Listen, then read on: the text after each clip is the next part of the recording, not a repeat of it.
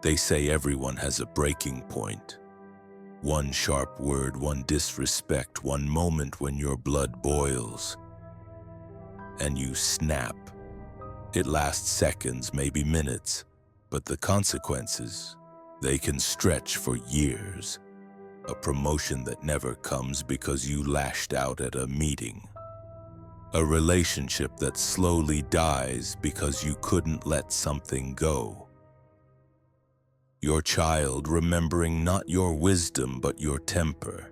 And the worst part, you walk away from these moments feeling smaller, not stronger, knowing you lost to yourself. Seneca warned, "The greatest remedy for anger is delay." Not because time magically solves your problems, but because it reveals the truth, that most battles aren't worth fighting, and most words aren't worth saying. Today, you're going to learn how to master your emotions, to never snap again without becoming cold or detached. You'll know how to read the signs before you explode, how to dismantle your own triggers, and how to respond with a power so controlled it makes people lean in instead of back away. Snapping isn't just about looking bad. It's about losing leverage in the game of life. In the workplace, the one who controls the room controls the outcome. Lose your composure and suddenly you're not the leader, you're the liability. In romance, moments of rage leave scars. Your partner may forgive, but they don't forget.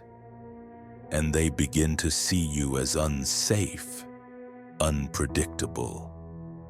In family life, your children learn not from your advice, but from your example. And if your example is dad or mom explodes when stressed, guess what pattern they carry into their own lives? Seneca said, "He who angers you conquers you." Think about that. Every time you snap, you hand someone else the keys to your mood, your energy, your day. They control you because you allowed it. And here's the harsh truth. Most people who make you angry forget the moment minutes later. But you replay it in your head at 3 a.m., crafting better comebacks, regretting the fallout. You're left holding the bag of consequences for an emotion that burned out long before the damage stopped spreading. Anger isn't random, it's a sequence. Step 1. A trigger. Something you perceive as an insult, disrespect, betrayal, or obstruction. Step 2. The interpretation, the story you tell yourself in milliseconds. They're undermining me, or they think I'm weak. Step 3. The escalation. Your body floods with adrenaline, heart rate spikes, your brain switches from reasoning to reaction. And step 4. The explosion. Words, tone, actions you can't take back. The trick is to break the chain before step 4. Ideally at step 2.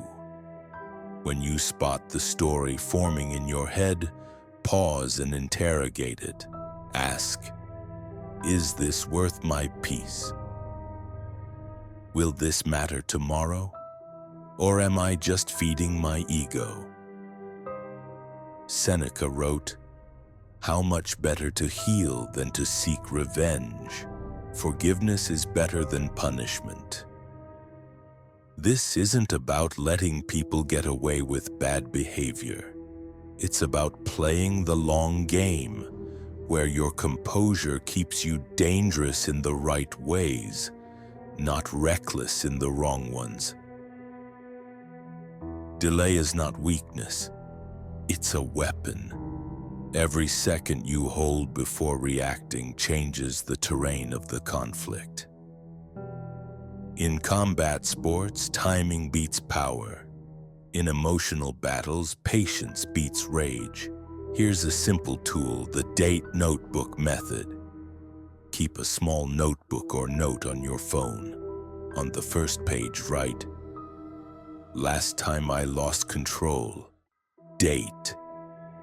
Every time you snap, you update it. You'll be amazed how the simple thought, "Do I really want to reset this record to today?" is enough to buy you those critical 5 to 10 seconds to think. It turns self-control into a personal challenge you don't want to lose. Pair this with the 3-breath rule. In a heated moment, silently take 3 slow breaths before you speak. This isn't spiritual fluff.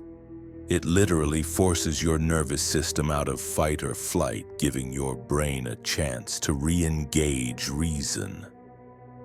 And here's one from the old Roman playbook. The third-person shift. When triggered, think, "He is angry," or "She is insulted," instead of "I am angry." Speaking about yourself in third person creates instant distance from the emotion, like watching someone else's scene instead of living it. It's the mental version of stepping off the train before it crashes. Seneca would remind us, we suffer more often in imagination than in reality. Delay gives you the time to separate the imagined offense from the real one. And often you'll see there was nothing worth burning yourself over. If this is giving you tools you can actually use today, subscribe. Because the final segment will turn you into the kind of person others can't shake, no matter how hard they try. Mastering your temper isn't about becoming a monk on a mountain. It's about becoming the kind of person who can walk into chaos and remain the calmest person in the room. When that happens, something shifts. People trust you more, respect you more, even fear disappointing you. Your energy becomes rare, and in a world of constant overreaction, rare is valuable. To get there, adopt the observer habit. Imagine you're always being recorded, not for shame, but for mastery. How would the ideal version of you respond here? The version you'd be proud to replay? Live as if that version is always watching. Then choose the arena. Decide in advance what's worth your fire, your health, your values, your loved ones. Fine. But traffic, slow service, petty remarks online, not worth a drop of your blood pressure. This pre-selection removes 80% of your triggers before they even happen. And finally, reframe anger as information. Anger is often just a signal that something you care about feels threatened. Instead of reacting, ask, what's the real value at risk here? Most of the time, it's not your survival. It's your pride. And pride can be managed without burning bridges. Seneca wrote, "No man is more unhappy than he who never faces adversity, for he is not permitted to prove himself." Every moment you delay, every time you walk away from a potential snap, you're proving yourself to yourself. From now on, every time you feel that heat rising, remember, the snap lasts seconds, but the regret can last years.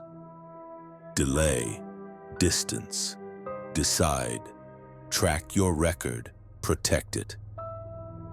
And watch how people start treating you differently, with more respect, more trust, and ironically, more caution. If this video brought you value, subscribe so you can get more videos like this. Practical, powerful, and rare. Comment below with the last time you almost snapped but didn't, or the time you wish you had held back, because your story might help someone else keep their control. And if you know someone who could benefit from this, send it to them today. Because mastering your emotions isn't just about you. It's about the lives you touch and the legacy you leave. Never snap again, and when you do, make it the most calculated move you've ever made.